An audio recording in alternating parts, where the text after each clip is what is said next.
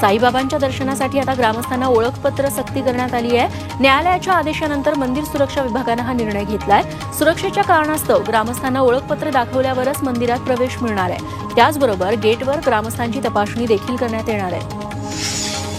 स्पर्धा परीक्षा, पेपर फुटी आणि इतर गैरप्रकार संदर्भात राज्य सरकार नवीन कायदा आणणार अशी माहिती महसूल मंत्री राधाकृष्ण विखे पाटलांनी दिली आहे। यासाठी सामान्य प्रशासन विभाग तज्ञांची समिती स्थापन केली जाणार आहे।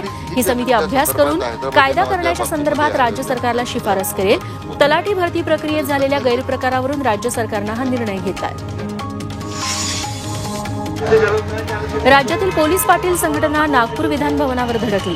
पोलीस पाटलांना 18,000 रुपये मानधन देण्याची मागणी करत त्यांचं सेवानिवृत्तीचं वय 65 वर्ष करण्यासह इतरही मागण्यांसाठी यावेळी आंदोलन झालं।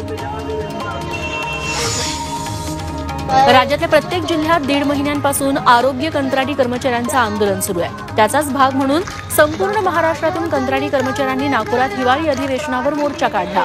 समान काम समान वेतन देऊन आपल्याला सरकारी सेवेत घेण्याची मागणी यावेळी करण्यात आली।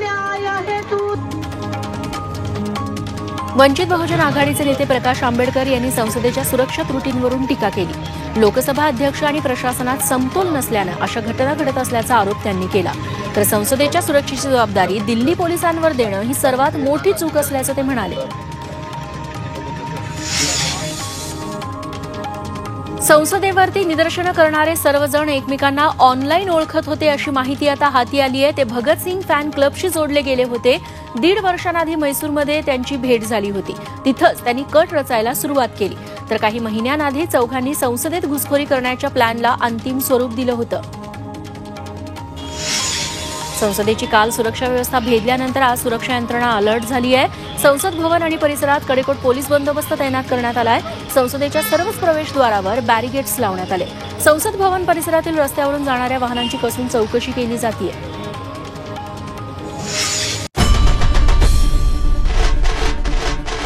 आई भवानीचा गजर म्हणजे झी 24 तास।